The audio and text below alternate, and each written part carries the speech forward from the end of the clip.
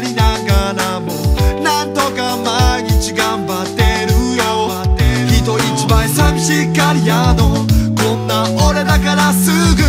みんなを頼ろうとする悪い癖が出る。昔はいつも近くにいたからすぐに会えたし、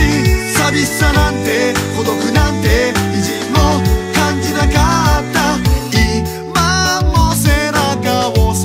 えてくれるのはみんなの声と思い出。遠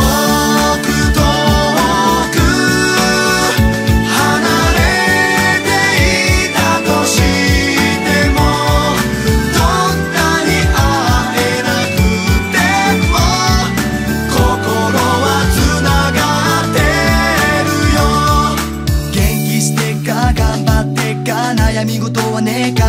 毎日仕事やバイトで疲れて下ばっか向いてねえか、たまには連絡してこいよ。何にも変わっちゃいねえぞ俺とお前の関係だって、俺がここにいることだって。辛い時とか苦しい時とか一人で痛み抱